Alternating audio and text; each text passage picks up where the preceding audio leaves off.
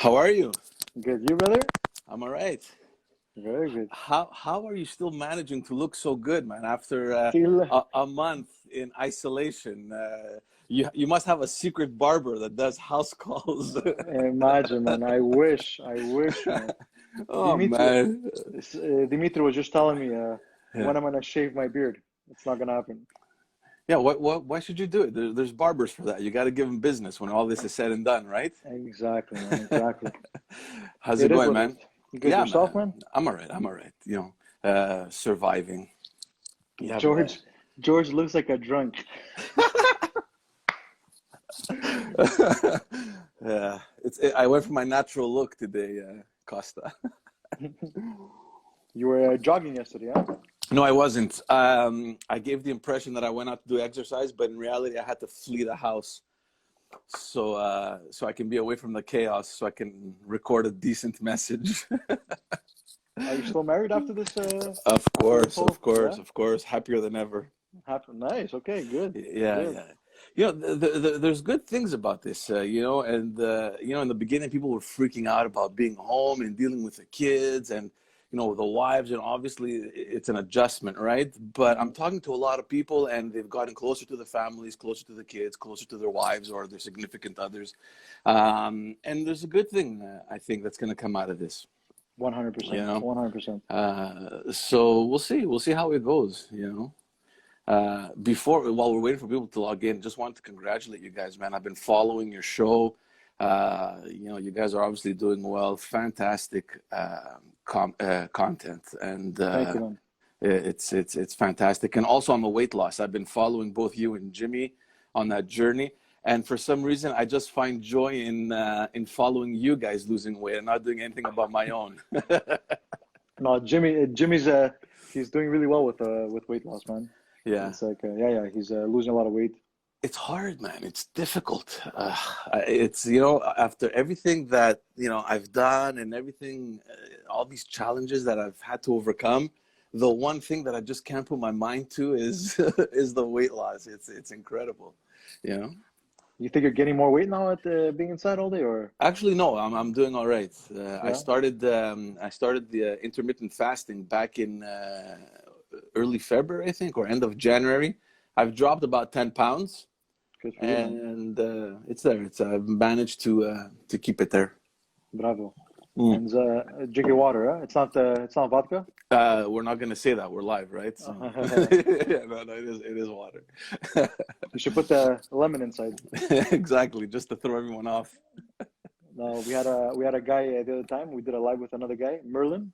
Yeah. He's like a forex trader.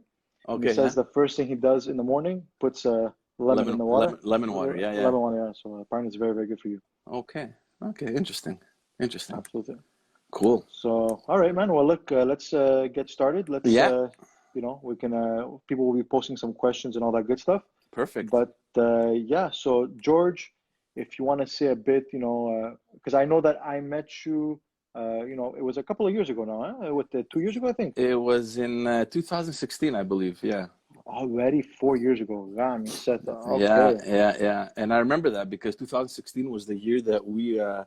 Along with my wife, we decided to really take her family business seriously and to expand it. And you were one of the first clients that we had called through another a common contact we had. And yeah, that's how it happened, man. 2016. So I remember that. Yeah. And you had a cleaning company. We still have it. I mean, it's not mine. It's my father-in-law's, Okay. the cleaning company. And, he's had it for over 20 years, traditional business, just your standard immigrant family that came here and started from nothing kind of thing. And he never really pushed it. I mean, there was all these language barriers and all these things that he wasn't interested in. So he had found a couple clients he was happy with, and he was living a very comfortable life. And it stayed as is. And in 2014, when we gave birth to our first daughter, my wife took her year off, her leave, and I remember when that year was coming to an end, she looks at me and she says, "I'm not so sure I can go back to work." She was also in the communications and PR industry, and she said, "I can't go back. I don't think I can live with myself if those few years that we have until the kids go to school, we don't take fully advantage of them. And I thought, look, that's okay. We'll find a solution. And that's when she picked up the interest to slowly take over her dad's business, and she replaced her income obviously right away. And since then, it's been quite the roller coaster, but it's been good. It's been good. And in 2016, I decided to come on board kind of temporarily because I was working in politics for a long time. That was the plan B for me, right? To develop that. And eventually when, the chapter in politics would end, I would just have something to bounce back on. And that happened in 2018. And since then, we can't complain, man. Honestly, it's been continuous growth. And I was listening to the live that you had, the first one with Jimmy, where you were going over that first quarter for you guys. It was just record-breaking figures and how everything just drastically changed. Yeah. Same with us, man. February, March, we picked up a couple clients that nearly doubled our revenue. And we thought if this is how it's starting, it's going to be a fantastic year, and then everything is just on pause. I just don't see how we can even pick that up again before maybe August or September. You're not able to clean now? We are, thankfully. Okay. And Yeah. these are the things that you look back at, and I've honestly, if anything has come out of this whole, it should be even more business now for cleaning companies. Not necessarily, because developing, not everyone is open, right? So it's difficult to get through. And the last thing that I would feel comfortable with is pushing our service, taking advantage of this situation. Yeah. Where, for example, other companies might be there also, and they probably need that income as well, right? So in my mind, it's not so much about competition now, it's about survival. And if anything has come out of this whole coronavirus thing is I honestly have this renewed understanding of what it means to be grateful because from the very beginning, we were considered an essential service. So thankfully, we kept working. We took a little bit of a hit with some customers. We have some dealerships here in the South Shore that had to close down.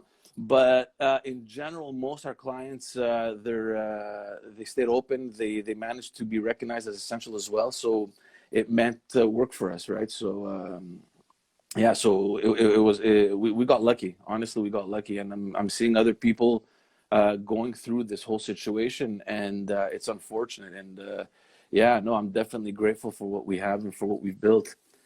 Jimmy, how do you think Trudeau's handling the crisis? Yeah, when you're starting politics, Jimmy, man, I think Trudeau is doing well, and I think it's showing in the polls, right? Who's doing better, Trudeau or Trump?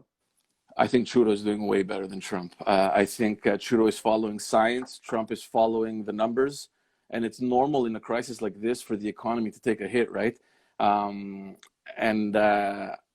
I guess time will tell who was making the right decision. But I think at this point in time, it's important to take care of your people. And of course, it's going to take a hit. I mean, economies all over the world are taking a hit. Thankfully, here in Canada, we already had this social blanket that already existed. There were programs in place. I don't want to say it was easier for our government, but at least the infrastructure and the mechanisms were already in place for them to just inject money in them, just funnel money through the different programs that existed already. Of course, there were some new ones that were created, but we were used to having this social blanket already that the government could exploit and help the citizens. So I think we're managing the situation very well. I think Justin was a little bit late to take action compared, for example, to Premier Legault here in Quebec, who came out who came out really strong from the very beginning.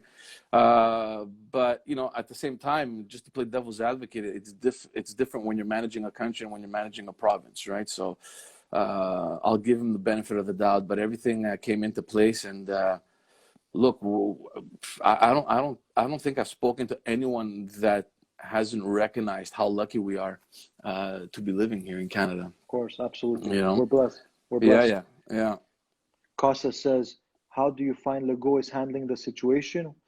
Originally, I thought he was doing a good job, but now with 1,000 cases daily, something's not right. So something's not right. Yeah, look, I think at this point, and I'm following what's happening across Canada. I think every provincial premier is doing a fantastic job given the circumstances. What I think, Costa, is that this week especially, it's getting a little more political. He started criticizing the doctors' unions, and that for me is the unfortunate thing. I think from the very beginning there was this absence of partisanship in this whole thing, which was good, right? Because at this point you don't want to, it's not about politics anymore. It's about taking care of your people and taking care of the situation. With regards to the deaths, I mean, obviously it's unfortunate. Even one is one too many. And we passed the mark of 1,000 deaths, and I still think though that they're doing a remarkable job.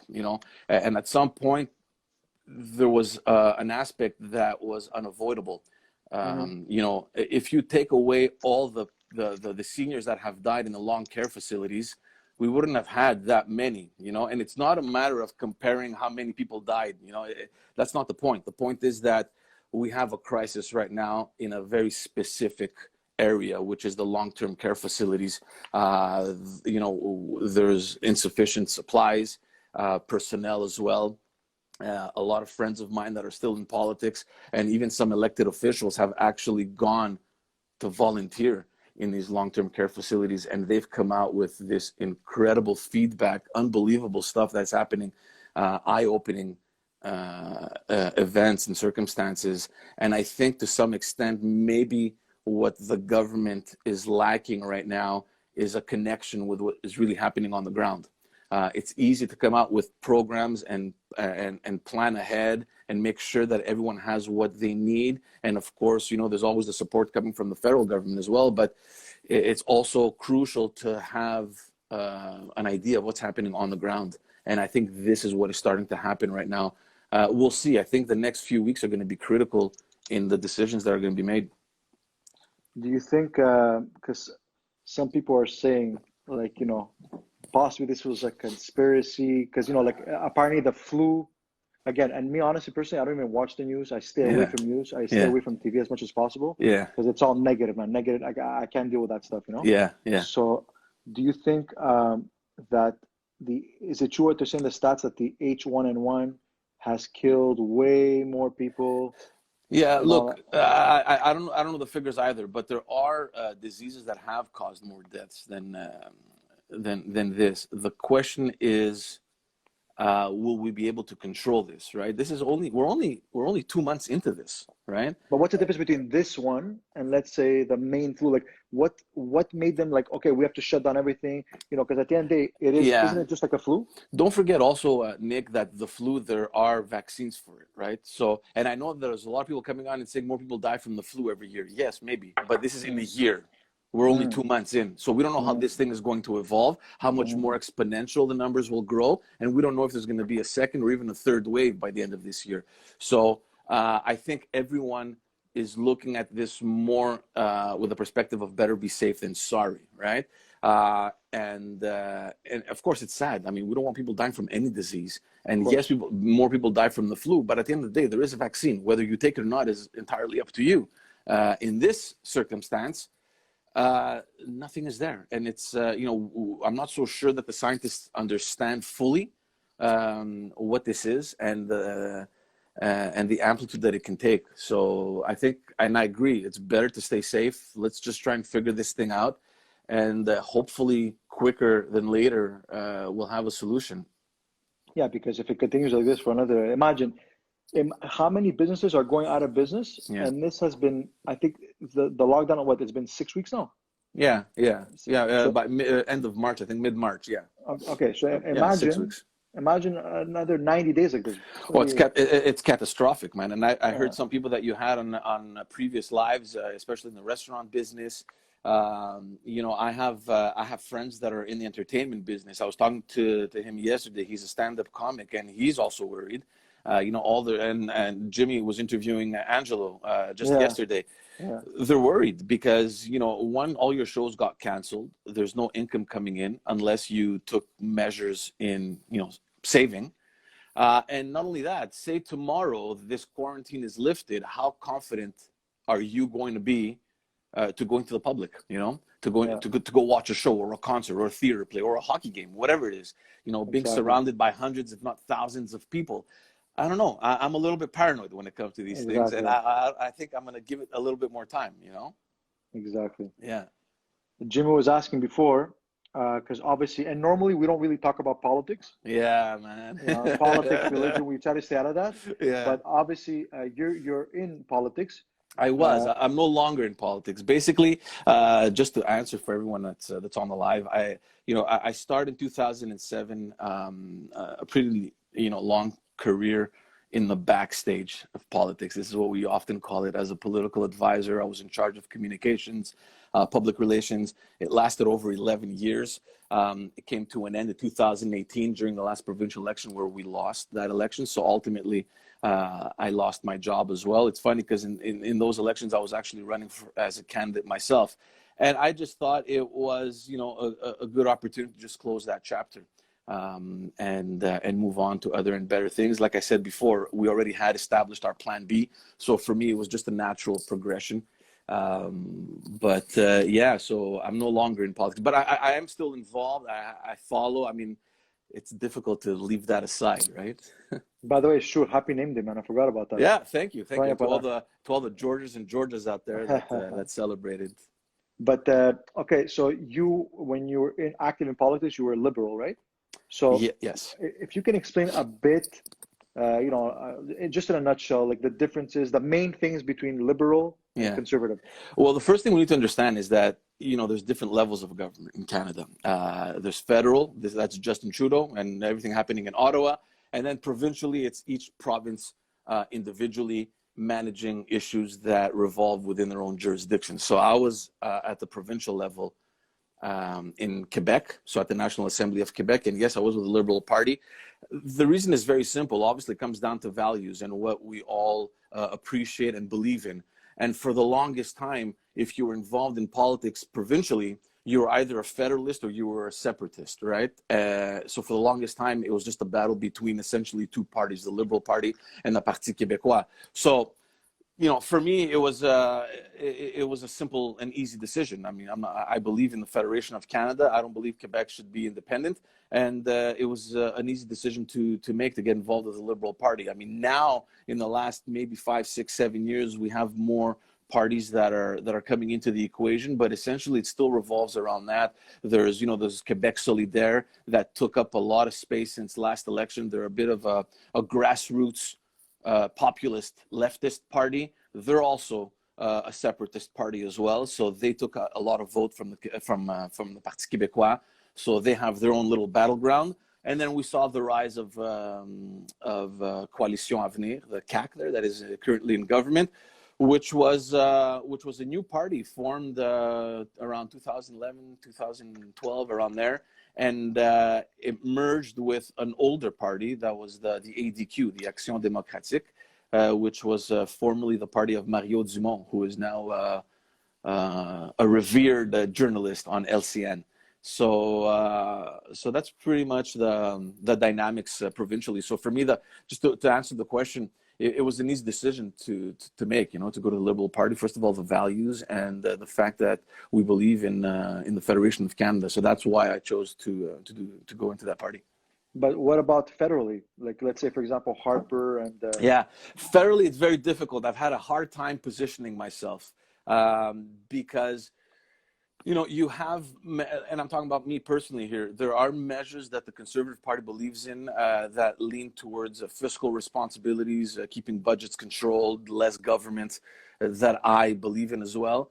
But then you also have values that are championed by the Liberal Party of Canada, for example, equal rights, the gay rights and lesbians' rights, that I also adhere to very fondly. So it's very difficult for me.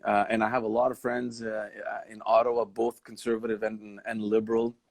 And I've actually helped both sides in campaigns. So it's very difficult for me. I think I've used that as an excuse to kind of limit myself provincially because I just didn't want to get, I don't know where I am federally. It's very difficult for me. And can we compare, let's say, conservative and liberal to Republican and Democrat in the U.S.? or it's completely different animal? It's two different things, because we've had liberal governments that were more right wing than they are center left. Like Justin right now, his government is considered center of the political spectrum, but he is tapping into the left a little bit. He went to get a lot of the vote from the NDP, for example. So he played his politics a little to the left to get that vote, I think, my opinion. So he's playing it center left. We've had other liberal governments, for example, that have been center right, which is much closer to the equivalent of a Republican, for example, policy in the U.S. So it shifts over here. It's not as polarized as it is in the U.S., but in general, yeah, I guess you can compare the Republicans to the Conservative Party and the Liberals to the Democrats. It usually falls within those camps, but it usually shifts, right? Yeah. And the thing is, I know that you left, like you said, you left the politics, and now the cleaning company is semi-active. The cleaning company is fully active. I was just temporarily involved, but as of 2018, this is what I'm doing. Full time. This is full time, but keep in mind one thing, Nick. The full time in this business is night and day from the hours I used to put in politics. I mean, I have so much more time available than I ever imagined I would have leaving politics, and it has me kind of in this in-between period where I'm always questioning myself, am I doing enough? Because I literally had no life before in politics, which is what motivated me to start the podcasts, right? So I needed time and I needed to be productive. And yes, of course, we're working the business and it's going well, but it's also the kind of business that requires most of our attention in the evenings and at nights. So during the day, I mean, yeah, we're developing the business, but we also have the kids at home too, right? So we have that luck and that privilege to that other parents don't, I think, and I'm appreciating that every single day to be able to have the kids at home until they go off to school, and we have that ability to do that while we're developing the business. So basically, your bread and butter is the cleaning business. 100%. But then you went into the whole podcasting, and honestly, congratulations, man. Thanks, man. Thanks. Like I said before, even you guys, the podcast, I'm really enjoying it. I don't know about you, man. Maybe you can tell me. I'm really enjoying it. I don't know about you guys. Yeah, man. It's having fun. It's a lot of fun. It's a lot of fun. And, I was used to interacting with so many people before. So for me, the fact that I was home at 10 o'clock suddenly, with my kids bouncing on me, it was not normal. And I just felt like I needed to just put my time into something. So I'm happy I did that. And obviously we did the second podcast with the guys where we talk a lot about dad issues, and that's just another level. We're having a lot of fun with that one as well. So it's really fun. I'm really loving it. So the main one is, I think you're driving the car. Yeah, no, that was a segment, the car ride conversations. I had done a segment specifically for the last elections, the federal elections in 2019. And the idea with that was to bring on different candidates from all parties. Okay, so just be objective as possible and bring candidates from all parties combined, and to just present their plan and their ideas to the people listening. And it was very difficult to have people from all over Montreal in the regions come to my house, because this is where my studio is, to record a podcast for whatever, an hour that I usually record. And I know how precious time is during a campaign. So that's where the idea came in to take it on the road. So I brought the podcast to them. It was shorter format. It was half an hour. I would pick them up. We would ride around the block and we would talk politics, their campaigns, the party platform, and it was interesting. People loved it. And I know that you guys are doing it. It's a format that works these days. People are enjoying it. I don't know why I haven't continued it, but it's still it's in the back burner for now. But it's always in the back of my mind. I really enjoyed the car segment. So, and the main one is the one that people come to your house. Everyone comes to my house. Even the dads, the guys come here. We record from here. Obviously now we're doing it through Zoom. Yeah, we have no choice. Yeah, so the main one is the Backstage Podcast. Basically, it's a little hint to the job I had before. The backstage of politics. So it's essentially bringing to the forefront people that work behind the scenes in whatever industry, whether it's community. Community involvement, social involvement, business, politics. There's a lot of politics, obviously, because that's my previous network, and it's a lot of fun. It's just showing people that there are, behind the scenes, there are people that are working endlessly, and they do a lot of valuable work, and you just don't see them, but they're there. No, and it's really it's a great way to meet people. At the same time, it's about building that circle of influence, right? Exactly. It's the whole law of association. You are who you surround yourself with. What I mean? Exactly. So I'm having a lot of fun with it. Jimmy's saying here, for people that don't know, can you explain the difference between left and right-wing politics? Jimmy's pushing the buttons. He wants to take it political, Jimmy. The difference between left and right. Traditionally, left wing means that you have more popular. There's more government. There's more social programs. The presence of the state is more accentuated. Right wing is traditionally more prone to businesses, revenue creation, less government. Usually the left wing is also associated with more taxation because it's the only way that they can justify, the multitude of programs, social programs that they can offer. So essentially, that's pretty much the difference between left and right. And then you have a variety that swings in between. And of course, you also have the extremities, right? Where you have authoritarian or nationalist extremities as well, whether they're in the left or in the right. So right now, for people that are listening, if you want to compare a little bit what's happening federally here in Canada, I said it a little bit before, we're pretty much center left, especially these last 2 months. If people are wondering, we're injecting hundreds of billions of dollars in programs, and for the first time, I think the right wing has no issue with that. They understand the pressing need to be injecting public funds into these programs because we have no other, and we have no other option. Sadly, the reality is that we're all going to have to pay for this, right? So don't be surprised if in the next year or so, the governments are going to adopt measures to cut back on certain programs because it's difficult to see how we'll be able to cover a $200 billion deficit. Exactly. What's up, Legacy Facilitator? What's up, man? How are you, bro? Actually, I'm reading a book with Robert Kiyosaki. Yeah. I love that guy, by the way. Yeah. And he's talking about how the printing and the printing and the printing of the money. Obviously, paper money is worthless, right? Yeah, of course. And he's talking a lot about actual gold and silver, but not the ETFs, like the actual gold and silver coins. Yeah. Because that's he calls it God's money, and the other one is useless money, right? Yeah. It's paper. Yeah. What's your opinion on that? Well, look, we do have to understand that governments are printing money. We're creating value based on something that, for example, in the U.S., the Treasury Board controls. Depending on the economic situation, you just inject more money and you balance things out. And there is a misconception about value nowadays, right? Think about it. When you were growing up, $100,000 seemed like you were the richest man on the planet, right?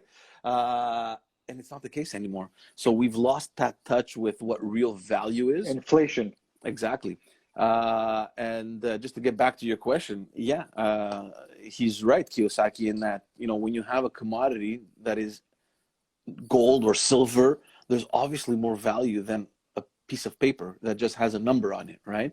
It's just the perception that we have and that we've been led to believe that, you have a $100 bill on you, you're worth something. In reality, if you think about it, it's all virtual. It's going to a bank, and then the bank is going to invest that money, make billions off it, and it's all somewhere in a cloud. It doesn't exist. It's paper in your pocket. Yeah, just like when you deposit, let's say for every dollar you deposit, the bank is able to lend out 9. Mm-hmm.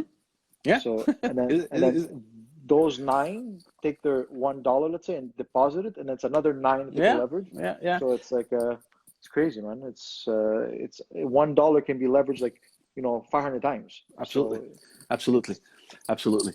But now, I mean, the banks, I'm not so sure what's happening now. And again, I mean, we're lucky that we have a strong banking system here in Canada. And again, the governments are injecting money to support, because once your banking system crumbles, you're done, right? Look what happened in Greece. I mean, we both followed that probably very closely. People are deferring mortgage payments. The credit card companies have reduced their interest rates. I question myself on how far this situation is going to last, and what consequences is it going to have, not only on the economy, but more importantly on the market, right? Like like our banking systems, we are so dependent on that, right? true. What's up with Roger Moore? What's up, Roger Moore? I think he's talking to some other guy. Oh, okay. I thought I was asking you, what's up with Roger Moore? I don't know. He's dead, no? Just like the tulip bubble in the Dutch Golden Age. Yeah. And you could buy a house with a tulip overnight, and there was zero. It's true. Yeah. It's crazy, man. It is. And I was watching the news the other day, and I think it was in England where they announced that this situation is gonna last until the end of 2020.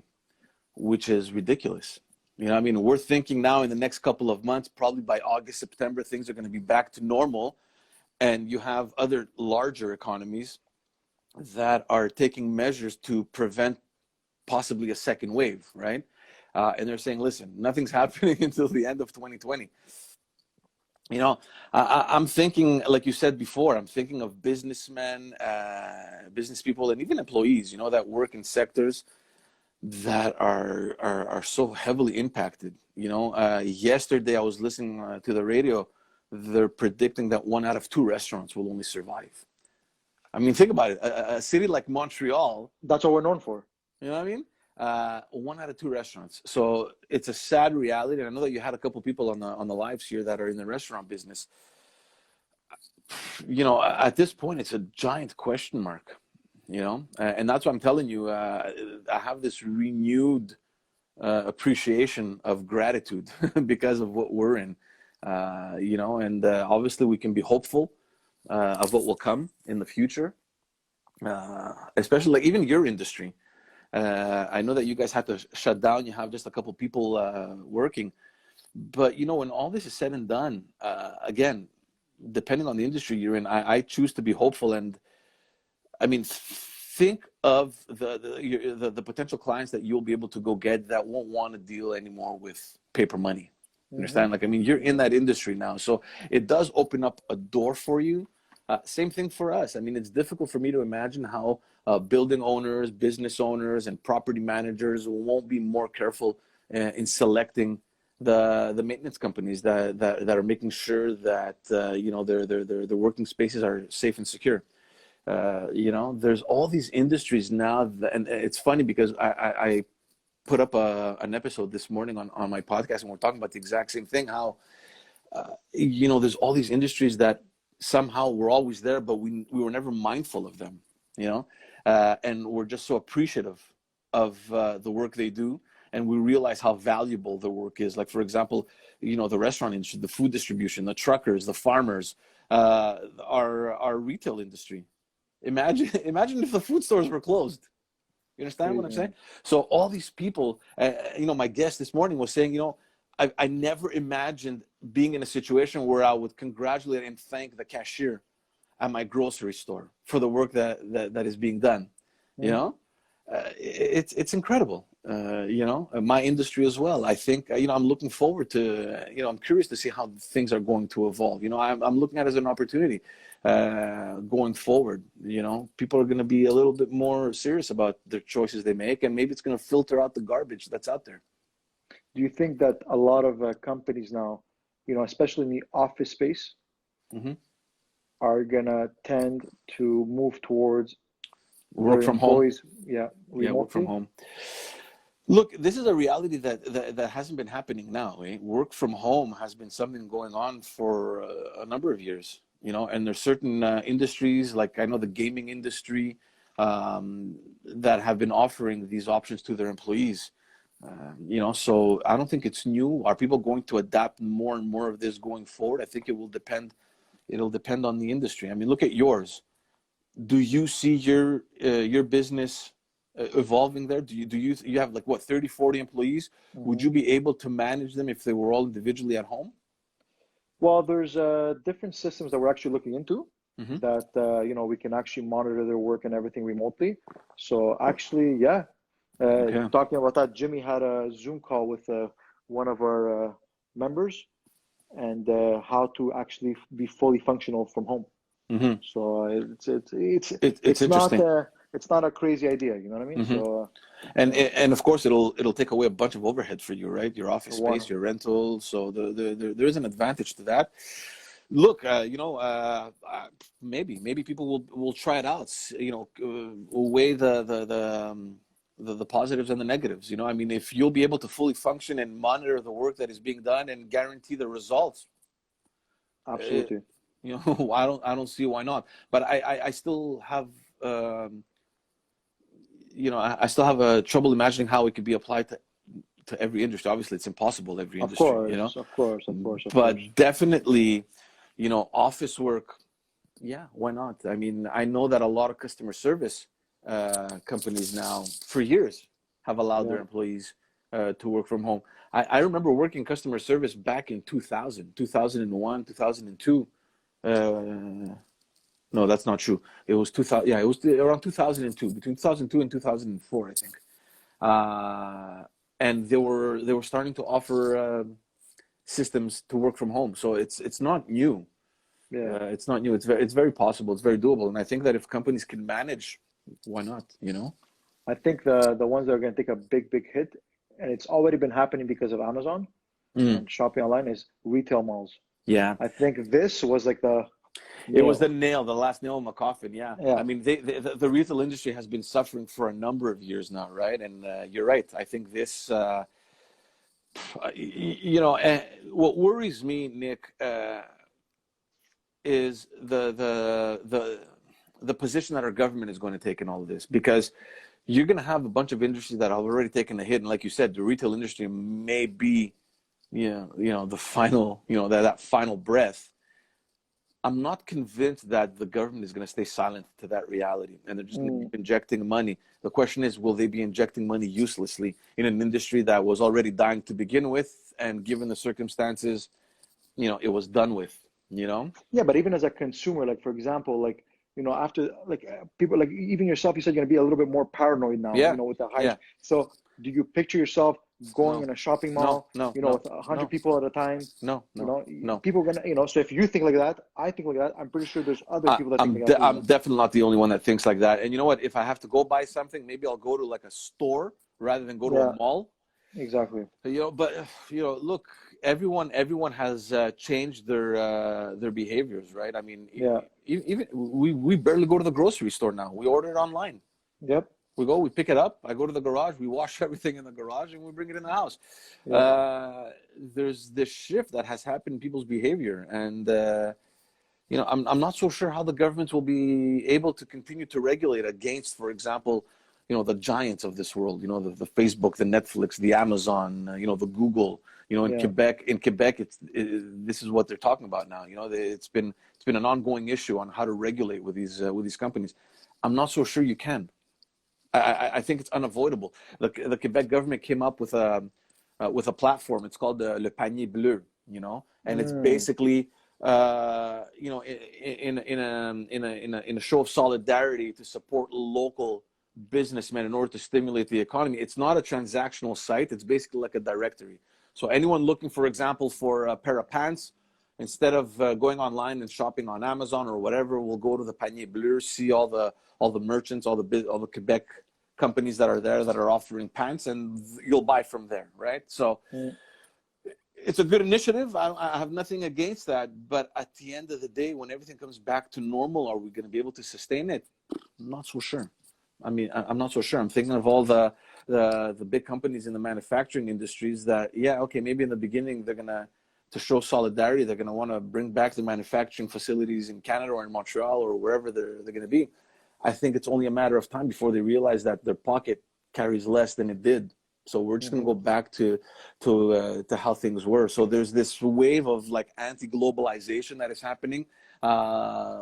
This protectionist feel that I'm getting from a lot of countries, obviously in the US, same thing here in Quebec. I'm not so sure we're going to be able to maintain that and to sustain that going forward. I think things are going to just fall back into place. Do you think they will change the way we vote in the future? Cramping so many people in small high school gyms won't work anymore? Voting online, perhaps? I think anything is possible. The question is, will you trust the results? It comes down to that. It's as simple as that. There's a leadership campaign happening now in Quebec for the Liberal Party of Quebec, and they for the first time ever, they changed their platform, allowing every person that is a member of the party to vote. Before we would assemble delegations and bring them to a huge auditorium or the big speeches and everything, and only the people there would vote. Now every member could vote, and they were testing out systems to vote from phone. And online, and even by mail, I think. So, obviously it's not a national election, it's a party. It's to decide the next leader. So we'll see how that works. Look, I think it's unavoidable going forward into the future that technology doesn't take more space. I think it's normal. I think it's unavoidable. The question I would have, the paranoid, the paranoid person inside me is, how well have those results been monitored? How real are those results? Yeah. Everything is online. All you need is a couple of computer whizzes to trick the system. And I don't know. I don't know how these things work. But do you honestly think that it's not possible? When you can hack into government sites and to banks and to steal. Desjardins had a problem just last year where millions of users' information was hacked. How can that not be applied in electoral systems? Exactly.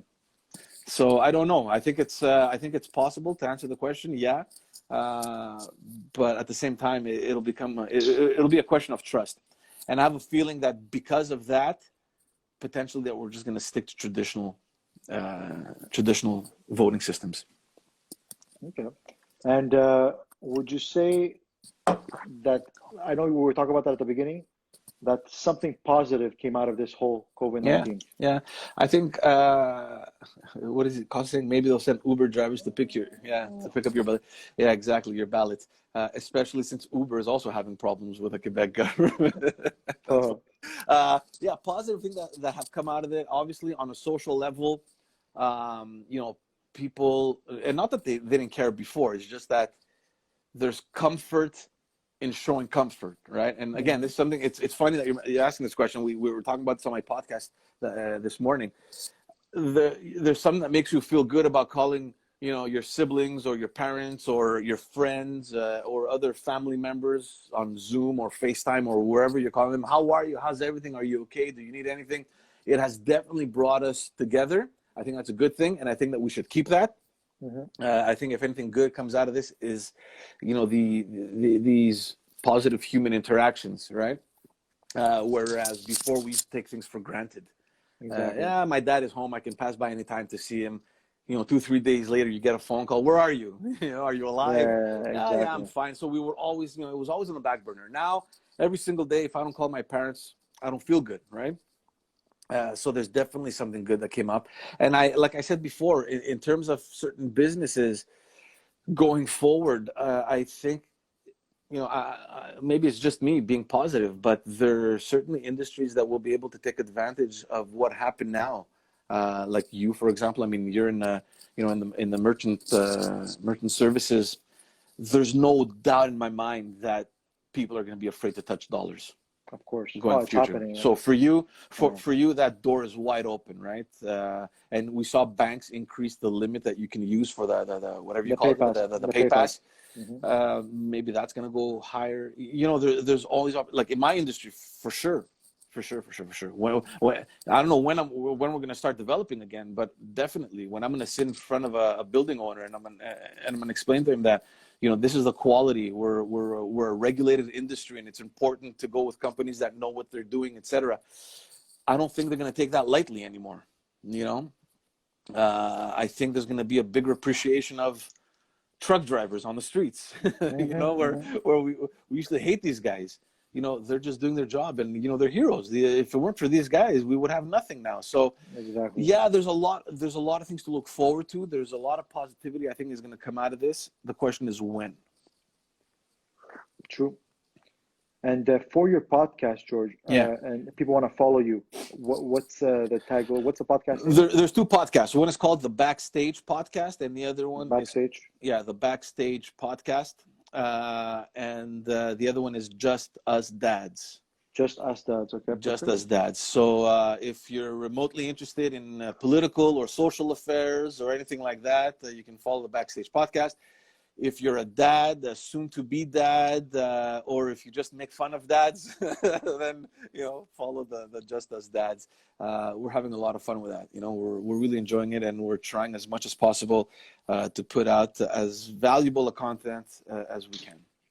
Absolutely. And we could definitely do some good collaborations together. 100%. Yeah, absolutely. And just before we stop, do you read books, George? I do read books. I'm in between two books now. It's funny. I was reading. I'm a big fan of John C. Maxwell, and I was reading his book. Good Leaders Ask Great Questions. I don't know if you've read that one. It's a great book. I actually stopped halfway to read another book called 1 Million Followers. It's from Brandon Kane, I think his name is, and it's basically. Is that little book there that talks about marketing? Is that the one? No. It's online strategies on increasing your visibility online through the different social media platforms. Instagram, Okay. Facebook, all that stuff. So I got into that just because of the podcast to see how we can kind of boost visibility and our imprint online. So I'm in between those two books now. Okay. Yeah. And is there any must-read book that for anybody who's as an entrepreneur, a business owner, and especially through these tough times, is there any book that you would Look, say was a must-read? I've always been big on personal development. I know that you guys are as well. Anything from John C. Maxwell is amazing. I love Darren Hardy, Robert Kiyosaki. If you're more business oriented, more economics oriented. Napoleon Hill, the classics, Jim Rohn, all those guys. And I think especially these times, we need to read, good, Absolutely. positive content. It's so easy to get drifted into, social media and all the garbage that we see online. And I'm a victim. I'm a victim, right? Because we're the phone is plastered to our face now, so we're susceptible to everything that goes on. And it's incredible how, you're going through your social media feed and like 2 hours later, you're still at it and you think it's only been 5 to 10 minutes, It's crazy. it's a waste of time. It's just a waste of your brain. So yeah, no, reading, I used to read a lot more. Now with 2 kids, when 10:30 comes around, the only thing I'm looking forward to is my pillow. But if I can squeeze any reading time, I definitely do, and I definitely recommend reading positive material. I agree with you. The news is disgusting. It's negative. It's counterproductive. From my side, it's part of who I am. If I don't read up every day or if I don't listen to the news, I feel incomplete. But I do understand what you're saying. There's just so much negativity out there, and I'm not so sure how useful it is. But I'm addicted to the news. It's part of who I was, and it'll take time to shake that off, I think. For sure. Actually, Costa says Shoe Dog by Phil Knight. I've never, okay, yeah. I've never, yeah. I'll take it down, Costa. Perfect, man. Is there any words of advice you want to give? I think words of wisdom? for now, look, we're all in this together. We got to stay positive. We got to stay. We got to be patient. Most of all, take care of ourselves. Call the people we love. Tell them we love them. Tell them we care. If we can and are in a position to give a lending hand, then do it. Definitely we need it. If you have any seniors, call them up, see if there's any groceries or anything that they need that you can help them out with. And that's it, man. We just have to be patient, and I think we're going to get through this. And by nature, I'm a very positive person. I think there's brighter days ahead, and it's just a matter of time. And we just got to go through we got to go through the days. And you know what they say? This too shall pass. Like Exactly. anything else, right? It will. It will. I'm confident, and it's hard for me to imagine how, in the society that we live in, we can get so impacted by a virus. You understand? And it's serious. I get it's serious, but I'm also confident that at some point the solution is going to be, it's going to be there.